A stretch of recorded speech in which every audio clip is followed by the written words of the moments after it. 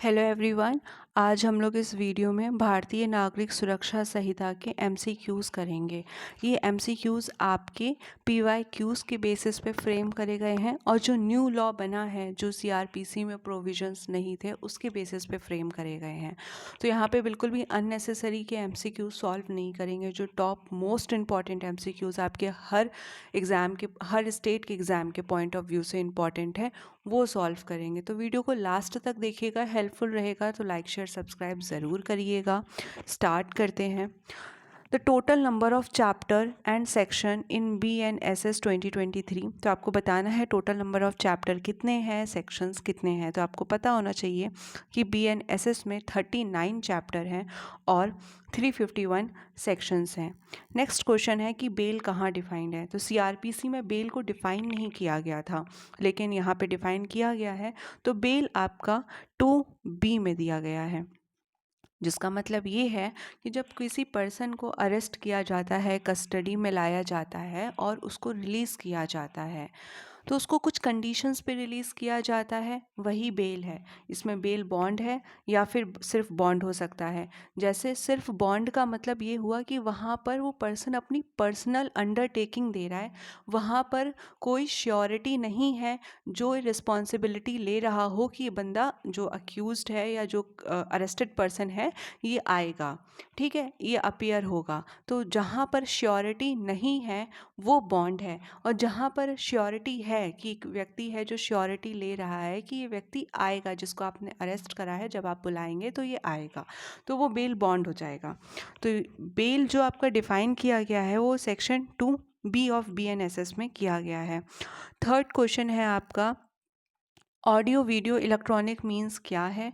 तो आपका audio video electronic means का मतलब होता है कि कोई भी कम्युनिकेशन का डिवाइस, कोई भी ऐसा डिवाइस जिससे कम्युनिकेशन किया जा सकता है, वीडियो कॉन्फ्रेंसिंग की जा सकती है, जिससे इलेक्ट्रॉनिक कम्युनिकेशन किया जा सकता है। जैसे आइडेंटिफिकेशन हो रहा है तो उसको रिकॉर्ड किया जा सकता है, इन्वेस्टिगेशन हो रहा है तो उसको रिकॉर्ड किया जा सकता है। क्योंकि आपके सीआरपीसी में ऐसा नहीं था कि जब इन्वेस्टिगेशन हो रही होती थी तो फिर रिकॉर्डिंग भी करनी होती थी इन्वेस्टिगेशन के दौरान, या एविडेंस कलेक्ट किए जा रहे होते थे तो रिकॉर्डिंग करनी होती थी फ़ोन से या फिर किसी भी डिवाइस से। लेकिन आपके BNSS में आपको ये प्रोविज़न मिलेगा। तो ऑडियो वीडियो इलेक्ट्रॉनिक मीन्स आपका सेक्शन 2A में दिया गया है। नेक्स्ट क्वेश्चन है कि बेल बॉन्ड किसको कहते हैं। तो बेल बॉन्ड अभी मैंने बताया, जहाँ पर कोई पर्सन है जो अंडरटेकिंग ले रहा है, श्योरिटी ले रहा है कि जो पर्सन है जिसको रिलीज़ किया जा रहा है, जिसको बेल दी जा रही है, ये उपस्थित होगा, तो वो बेल बॉन्ड है। तो बेल बॉन्ड आपका कहाँ पे डिफाइन है, क्वेश्चन ये है। तो आपका 2D में डिफाइन किया हुआ है बेल बॉन्ड को। उसके बाद नेक्स्ट क्वेश्चन है, क्वेश्चन बोलता है कि प्लेस में क्या क्या आता है। देखिए, प्लेस भी आपका सीआरपीसी में नहीं दिया था, तो प्लेस को BNSS में डिफाइन किया गया है। प्लेस आपका डिफाइन है सेक्शन 2S में डिफाइन है ये, ओके। तो प्लेस में आ जाता है house, building, tent, vehicle and vessel. तो व्हीकल भी आता है, ये आपको याद रखना है, कंफ्यूज नहीं होना है। व्हीकल भी आता है आपका प्लेस में। फिर पब्लिक प्रोसिक्यूटर कहाँ पे दिया हुआ है। तो पब्लिक प्रोसिक्यूटर आपका 2V में दिया हुआ है, और ऐसे याद रख सकते हैं VR पब्लिक प्रोसिक्यूटर। तो जो ये VR पब्लिक प्रोसिक्यूटर है, ये ऐसे V से याद रख सकते हैं, ओके। उसके बाद है कम्युनिटी सर्विस कहाँ दिया हुआ है। वेरी इंपॉर्टेंट क्वेश्चन, बहुत ज़्यादा इंपॉर्टेंट है, क्योंकि अगर आप BNS पढ़ेंगे तो उसमें एक नए टाइप की पनिशमेंट जोड़ी गई है, वो है कम्युनिटी सर्विस। कम्युनिटी सर्विस को कहाँ पे परिभाषित किया गया है। तो आप बोल सकते हैं कम्युनिटी सर्विस आपका सेक्शन 23 के एक्सप्लेनेशन में है, ठीक है। तो आपको 23 सेक्शन 23 के एक्सप्लेनेशन में कम्युनिटी सर्विस दिख जाएगा। वहाँ पे बताया गया है कि कोर्ट के द्वारा ऑर्डर दिया जा रहा है अक्यूज्ड को कि वो कोई ऐसा काम करे जो सोसाइटी के वेलफेयर में है, और उसके लिए उसे कोई रेम्यूनरेशन, कोई भी मेहनताना नहीं दिया जाएगा। जैसे पौधे लगा देना, किसी NGO में सर्विस दे देना, कोई ऐसी सर्विस हो सकती है। उसके बाद है अरेस्ट विदाउट वारंट कहाँ पे दिया हुआ है। वेरी इंपॉर्टेंट, मेंस का क्वेश्चन बनता है कि कब बिना वारंट के अरेस्ट किया जा सकता है। प्री में भी तो पूछा जाएगा ही, बहुत इंपॉर्टेंट है। तो आपका सेक्शन 35 में दिया है कि कब बिना वारंट के अरेस्ट किया जा सकता है। उसके बाद नेक्स्ट क्वेश्चन है, whose permission is required for making arrest for the offence punishable with the imprisonment less than 3 years and infirm person और अबव 60 ईयर्स। तो यहाँ पर बोला जा रहा है कि जब सेक्शन 35 के अंदर ही ये इसका प्रोविज़न दिया है, सेक्शन 35 में ही दिया हुआ है, लास्ट सब सेक्शन है इसका, आप देख सकते हैं जा कर के। तो यहाँ पे बोला जा रहा है कि जब कोई ऐसा पर्सन है जो कि 60 साल से ऊपर की उम्र का है, या फिर इन्फर्म पर्सन है, या फिर ऐसा ऑफेंस उसने किया है जिसमें सज़ा 3 साल से कम की है, तो किसकी परमिशन ली जाएगी जब उसको अरेस्ट किया जाएगा। तो यहाँ पर बताया जा रहा है कि डिप्टी सुपरिंटेंडेंट ऑफ पुलिस की प्रायर परमिशन ली जाएगी, उसके बाद ऐसे पर्सन को अरेस्ट किया जाएगा। नेक्स्ट क्वेश्चन है आपका, क्वेश्चन बोलता है इलेक्ट्रिक कम्युनिकेशन आपका कहाँ पे डिफ़ाइन है। तो इलेक्ट्रिक कम्युनिकेशन आपका 2I में डिफ़ाइन है। इलेक्ट्रिक कम्युनिकेशन क्या बोलता है कि कोई भी ऐसा कम्युनिकेशन है जो चाहे पिक्चर के फॉर्म में हो, चाहे बोल कर हो, पर वो इलेक्ट्रॉनिक डिवाइस के माध्यम से हो रहा है, तो उसको आप इलेक्ट्रॉनिक कम्युनिकेशन कहेंगे। उसके बाद क्वेश्चन है कि डेजिग्नेटेड पुलिस ऑफिसर का रिलेटेड प्रोविज़न कहाँ पर है।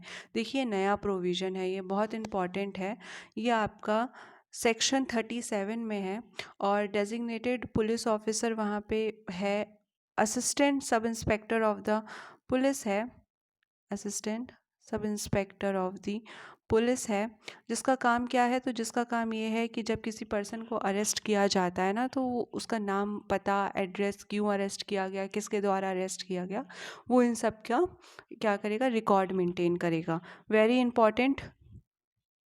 ये भी पूछा जा सकता है कि डेजिग्नेटेड पुलिस ऑफिसर सेक्शन 37 के अंदर कौन है, तो assistant sub inspector of the police है।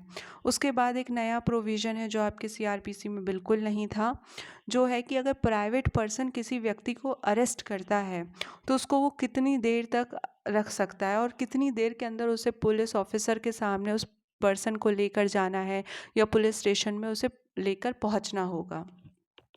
तो यहाँ पे टाइम बताना है कि उसके पास कितना समय है, तो उसके पास 6 घंटे हैं।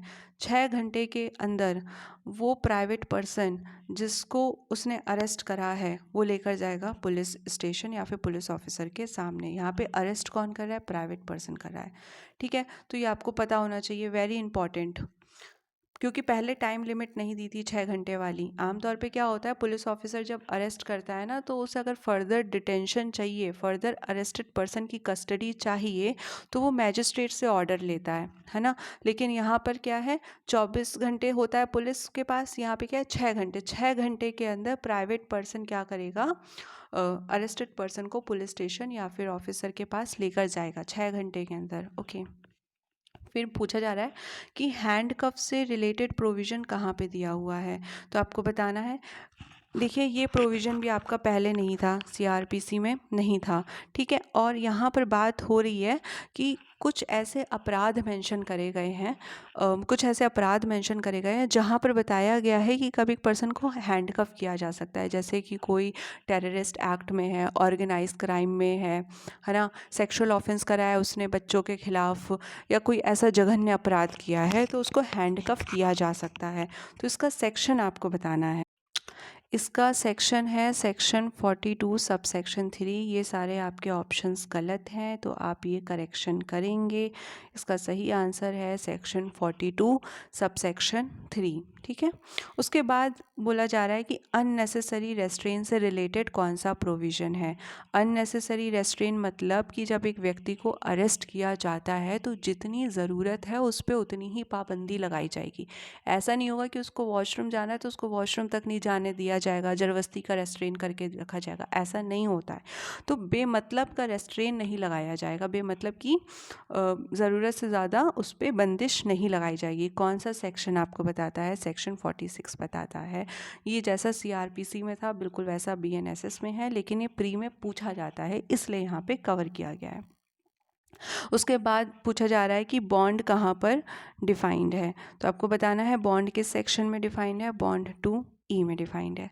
उसके बाद है नेक्स्ट क्वेश्चन है public when to assist magistrate and police. तो पुलिस ऑफिसर को और मैजिस्ट्रेट को पब्लिक कब असिस्ट करेगी, इसका प्रोविज़न है आपका सेक्शन 31। उसके बाद है कि जो अरेस्टेड पर्सन होता है ना, उसके पास राइट होता है कि वो अपने एडवोकेट से मिल सकता है। मतलब ऐसा नहीं हो सकता कि जिस व्यक्ति को अरेस्ट किया गया है उससे उसके एडवोकेट से मिलने ना दिया जाए। ठीक है, तो ये अरेस्टेड पर्सन का अधिकार होता है। तो ये कहाँ मेंशन है? तो ये सेक्शन 48 में मेंशन है। अरेस्टेड चैप्टर आपका 5 है, वेरी इंपॉर्टेंट चैप्टर, नंबर भी पूछा जाता है प्री में और मेंस में भी इससे क्वेश्चन आता है। तो इस पे पूरा वीडियो, एक डिटेल्ड वीडियो मेंशन है जिसमें आपको केस लॉज भी मिल जाएंगे। तो आप इसको, मैं रिकमेंड करूँगी, आप चाहें तो जा कर के देख सकते हैं, बहुत हेल्पफुल होगा, आपको प्लेलिस्ट में मिल जाएगा। उसके बाद क्वेश्चन है, बोला जा रहा है कि अरेस्ट हाउ मेड का प्रोविज़न बताना है कि कहाँ पे बताया गया है कि अरेस्ट कैसे किया जाएगा। तो सेक्शन 43 में बताया गया है कि अरेस्ट कैसे किया जाएगा। मतलब वहाँ पे बताया गया है कि कितना रेस्ट्रेन लगाया जाएगा, कैसे जो मेल पुलिस ऑफिसर है वो फीमेल को टच नहीं कर सकता है, और अगर विमेन का अरेस्ट करना है तो सनसेट के बाद अरेस्ट नहीं होगा, सनराइज़ के पहले अरेस्ट नहीं होगा, एक्सेप्शनल सर्कमस्टांसेस में हो भी सकता है।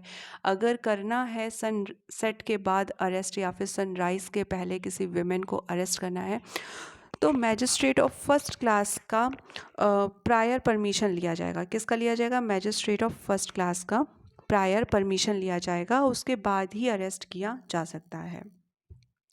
नेक्स्ट क्वेश्चन है, क्लासेस ऑफ क्रिमिनल कोड कहाँ दिया है? तो ये क्वेश्चन काफ़ी बार पूछा जाता है PYQs में। इसका आंसर है सेक्शन 6। नेक्स्ट क्वेश्चन है आपका, क्वेश्चन है कि कब प्राइवेट पर्सन के द्वारा किस सेक्शन के अंदर अरेस्ट किया जा सकता है। इसमें मेंस का भी क्वेश्चन बनता है और प्री में भी बहुत बार पूछा जाता है। तो आपको ये प्रोविज़न पता होना चाहिए कि प्राइवेट पर्सन के द्वारा भी अरेस्ट किया जा सकता है।